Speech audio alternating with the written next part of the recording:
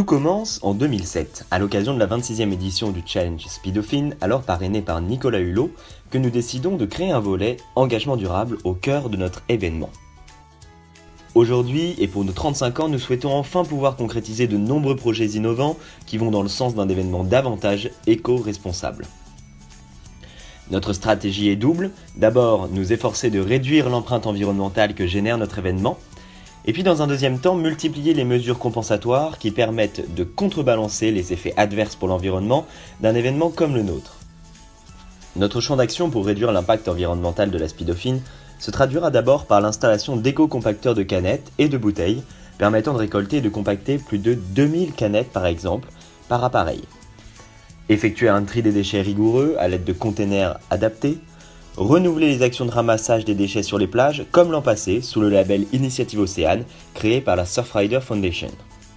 Nous souhaitons également transformer notre mythique buvette en éco-buvette responsable et équitable avec du matériel 100% recyclable ou réutilisable comme les éco-cups et des denrées alimentaires issues de l'agriculture biologique et du commerce équitable. Installer un nouvel espace de rechargement de smartphones et appareils nomades grâce à l'énergie solaire, ce sont les fameux SunPod. Et enfin, dans la mesure du possible, favoriser nos déplacements en train plutôt qu'en voiture et utiliser des moyens logistiques de transport plus respectueux de l'environnement, comme le ferroutage par exemple. Le deuxième volet de notre action est celui de la compensation écologique et s'inscrit à travers un processus immatériel d'abord, comme des campagnes de sensibilisation auprès de nos participants, à travers également un travail de gestion des déchets et de leur revalorisation grâce à une collaboration étroite avec le groupe Cita Environnement.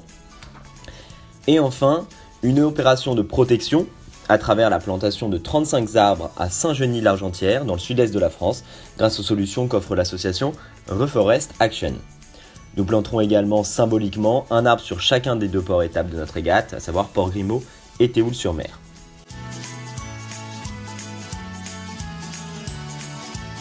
L'ensemble de ces actions de protection de l'environnement représente pour nous un coût total estimé de 10 150 € hors taxe, répartis de cette manière. Le seul poste de dépense qui est nul étant évidemment la revalorisation des déchets puisque cette filière génère elle-même de la richesse.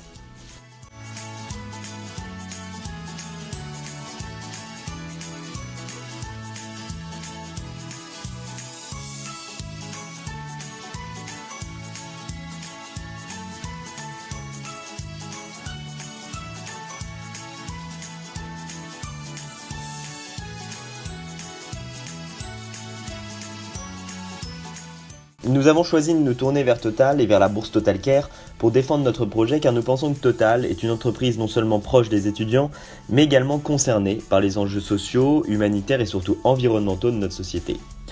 Mais aussi parce que Total est leader d'innovation dans ce domaine, en particulier dans le secteur d'avenir de l'énergie solaire et de la biomasse. Enfin, Total est l'une des premières entreprises pétrolières et gazières du monde soucieuse de valoriser sa marque employeur auprès de notre public, les étudiants.